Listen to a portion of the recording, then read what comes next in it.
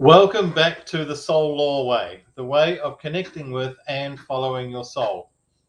I am Philip J. Bradbury, your guide to peace, and congratulations on turning up today.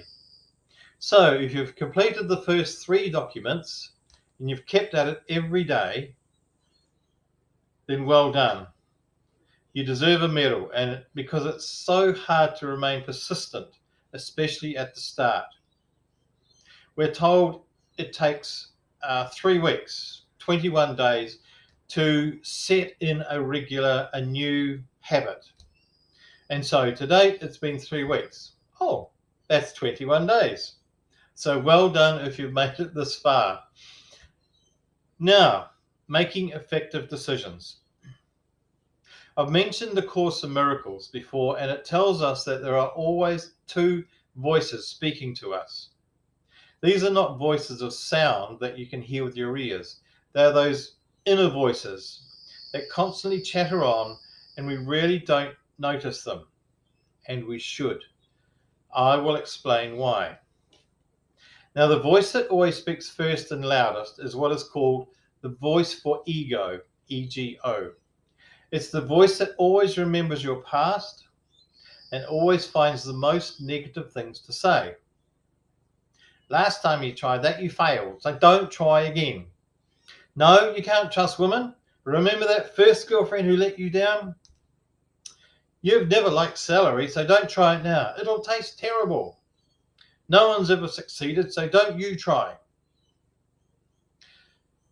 The second voice, the one that always speaks second and quieter, is what some call the voice for God. It's what the Course in Miracles calls the voice for God. It is the voice that reaches into the future and knows what will happen, even though our logical mind doesn't. You know that voice is the one that tells you often to do the illogical things that somehow work out. It is a comforting voice that some call our gut instinct or intuition. It is always on our side, whereas the ego voice always seems to be criticizing us and telling us what we shouldn't do and should not have done in the past. The voice for God, though, never berates us for making a bad decision. It simply helps us back onto the right path by gentle nudges and by signs it sends to us along the way. Those overheard conversations in movies and words in books and other outer messages that give us clues as to what to do next. The biggest clue this voice for God gives us is the sense of peace. When we make a right decision, that sense of peace is unmistakable. It's not excitement, as excitement doesn't last. It's that ever-present feeling of contentment. It's that comforting sense when we still ourselves and listen. I've mentioned that we can't steer a ship while it's stationary. Likewise, your soul needs you to stand up and take some sort of action. Once you are moving in one direction or another, it can quietly nudge you in a better direction.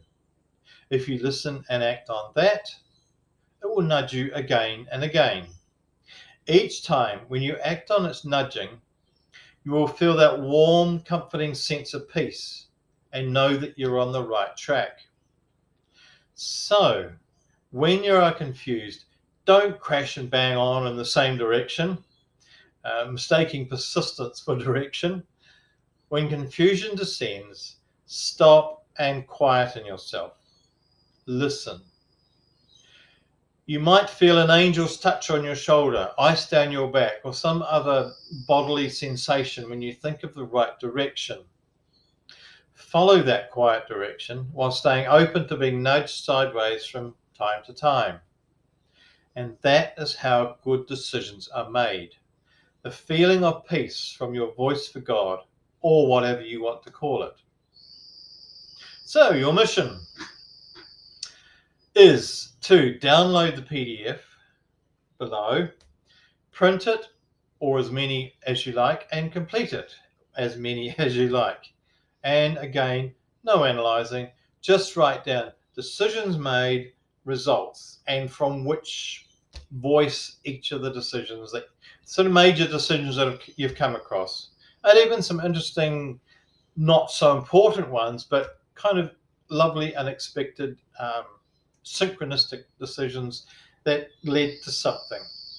So whether it's from the voice for ego or the voice for God, just start remembering decisions that you've made in the past and the result, and what drove you to make those decisions, whether it was an ego decision, i.e. a logical decision, or an intuitive decision, which may not have seemed logical, but it was just because. That's kind of the voice for God, just because. And write those down and just start observing from your past and even the decisions that you're making from now on. Just start writing them down. And that is your mission. So thank you for staying to the end, and I look forward to meeting you on the other side at video 5, which is about being present and peaceful. So I wish you peace, power, and perception, and have a wonderful week.